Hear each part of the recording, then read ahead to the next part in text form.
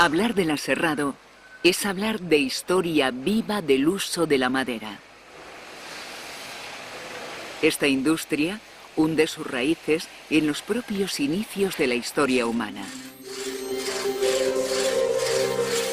Las técnicas de aserrado, tan rudimentarias como efectivas, han contribuido a que el hombre pudiera transformar la madera en rollo en piezas de sección cuadrada o rectangular para múltiples usos. Junto a la piedra, la madera fue el material que primero utilizó el hombre. Se tiene constancia de que las primeras sierras, construidas a base de pequeños trozos de piedra clavadas a un trozo de madera, se fabricaron en torno al año 9000 a.C.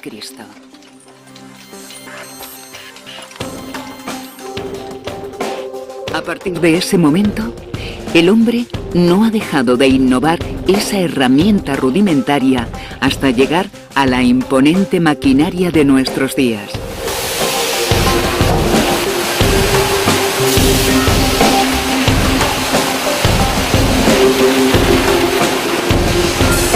Y es que la madera y por supuesto la sierra han sido elementos básicos en la evolución humana.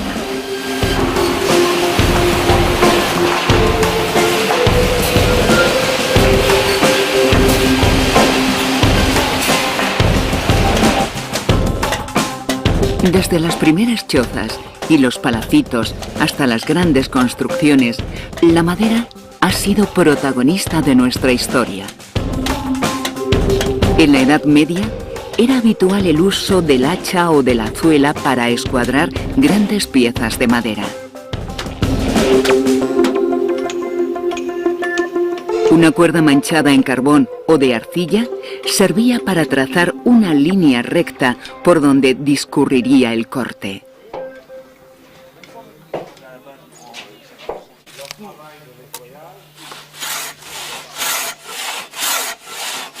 La sierra de dos manos se convirtió en el método alternativo para la obtención de piezas mejor escuadradas.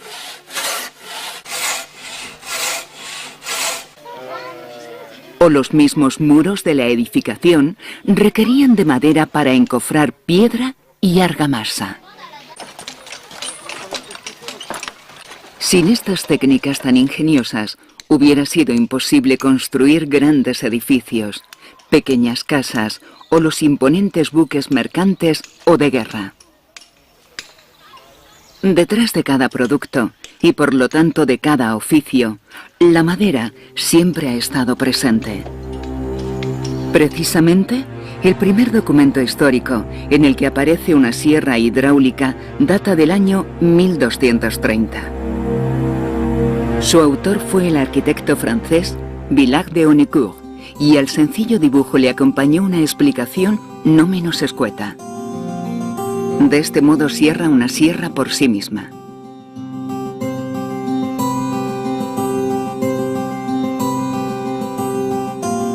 La gran cantidad de madera que se consumió en esta época se obtuvo gracias a los aserraderos hidráulicos. La ciencia respondió a la necesidad de obtener más madera con mayor celeridad desarrollando nuevas tecnologías. Incluso Leonardo da Vinci proyectó una sierra alternativa hidráulica que recibió el nombre de Sierra Veneciana. Sin embargo, hubo que esperar hasta la Revolución Industrial para que una fuente distinta de la hidráulica cambiara el panorama de la industria del aserrado. Se consiguió con el uso del vapor. La aplicación del vapor en los trabajos forestales, en bosques de topografía poco abrupta, redujo drásticamente los tiempos de corta, tronzado e incluso de aserrado en el monte. Aún así, durante aquellos años y los siguientes, el trabajo en el monte y en la serrería era muy laborioso y requería de un gran esfuerzo por parte de los operarios.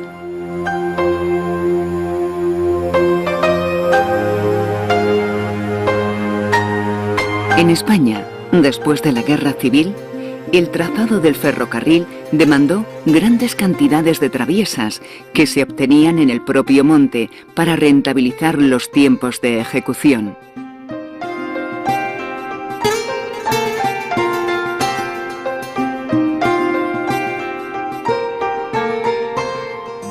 Tras la corta del árbol, una sierra denominada sugerentemente de sangre, manipulada por 4 operarios, cortaba las caras del tronco para escuadrar la troza.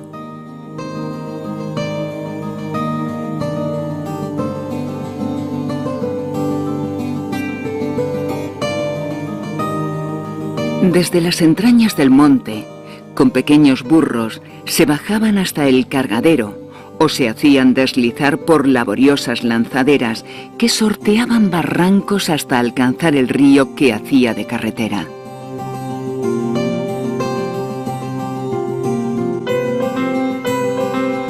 Durante meses, estos hombres de las maderadas vivían junto al río para trasladar maderas aserradas a cientos de kilómetros.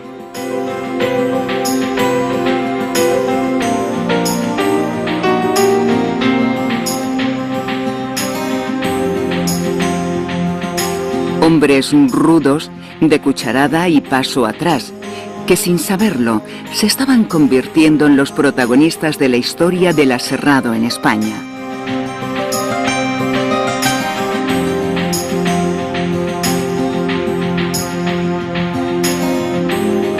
Hoy, los ríos ya no transportan la madera y los antiguos carros tirados por animales que trabajosamente acercaban la madera a las serrerías han sido sustituidos por modernas máquinas.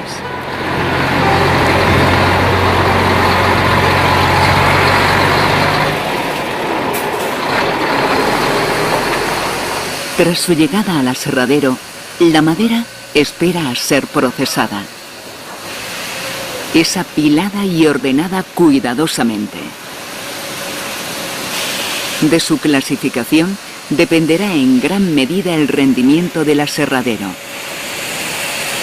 Las trozas se ordenan en grupos por diámetros y calidades, con el fin de facilitar la tarea de aprovisionamiento de la serrería. El tiempo de estancia de la madera en el parque es variable, dependiendo del ritmo de aprovisionamiento y de las necesidades de la producción, entre otros factores. Cuando este tiempo es amplio, es necesario tomar precauciones para que la acción del ataque de hongos sea la menor posible. Para evitar estos fenómenos se emplean pulverizaciones o incluso inmersiones prolongadas en diferentes productos. La longitud de las piezas debe ser adaptada a los requerimientos de la maquinaria de la fábrica y a las dimensiones finales de la madera aserrada. Para ello, se tronzan a la longitud correcta antes de entrar en la línea de aserrado.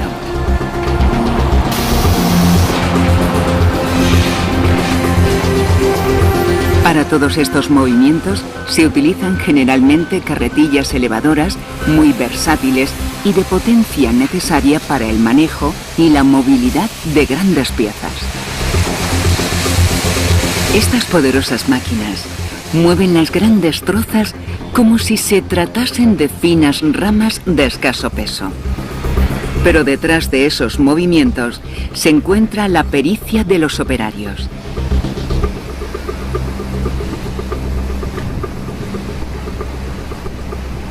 El primer paso de preparación de la madera es el descortezado. Habitualmente se realiza en el aserradero, aunque también es posible realizarlo en la propia plantación. En cualquier caso, se realiza para evitar los daños sobre las sierras que pueden producir elementos extraños presentes en las cortezas, como arena o piedras.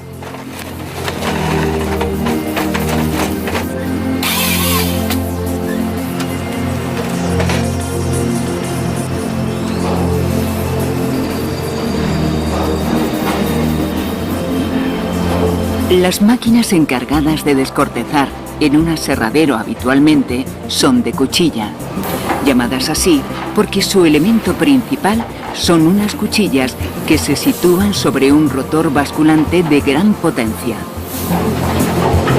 Este rotor tiene la capacidad de centrarse automáticamente, adaptándose por sí mismo al diámetro del tronco que va a descortezar. Además, la máquina es capaz también de modificar la profundidad del descortezado, que dependerá del tipo de corteza que tenga que eliminar. Unos rodillos prensores son los encargados de alimentar a la máquina y mantener al mismo tiempo fija la pieza respecto al rotor para conseguir un descortezado uniforme. Inmediatamente después, las trozas se hacen pasar por un arco detector de metales. Este proceso permite detectar incrustaciones metálicas que podrían provocar accidentes graves en las sierras. Una vez que se ha descortezado la troza, esta ya está preparada para pasar a las sierras principales. De los tres tipos de aserraderos más empleados, sierra de cinta, sierra de discos y cánter, la más utilizada en Norteamérica es la de disco, mientras que en España es la sierra de cinta. La pieza cae sobre el carro, donde gracias a un giratroncos queda posicionada para optimizar el corte. De ello se encarga el oficial de la sierra. Ayudado por un posicionador láser, la troza se coloca para dar el primer corte. La mayor parte de las veces, la primera pieza es un costero. Otras veces puede que la corte por la mitad en dos medianas. Todo dependerá del tipo de producto a obtener.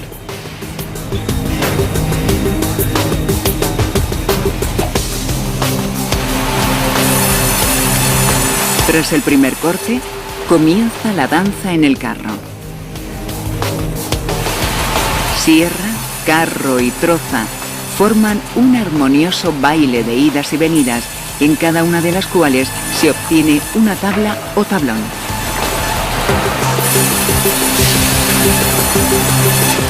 Si la sierra es bicorte, el retorno del carro se aprovecha para cortar una nueva tabla o tablón. Corte, caída y transporte una y otra vez hasta que la troza no dé para más. Y vuelta a empezar. El oficial de la sierra controla no solo el posicionado y el corte, sino el traslado de las piezas hasta las siguientes máquinas.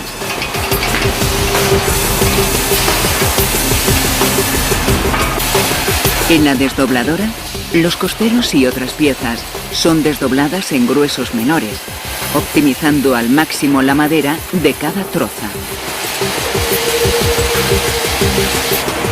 Las piezas obtenidas en la sierra de carro y en la desdobladora pasan a la canteadora. Esta máquina se encarga de cortar las piezas en toda su longitud, eliminando los campos curvos.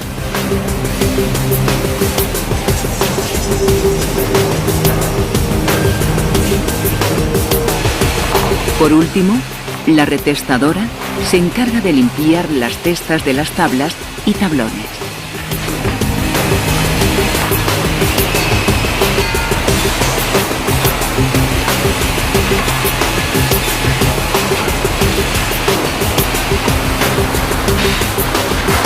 Las tablas y tablones tienen que pasar un último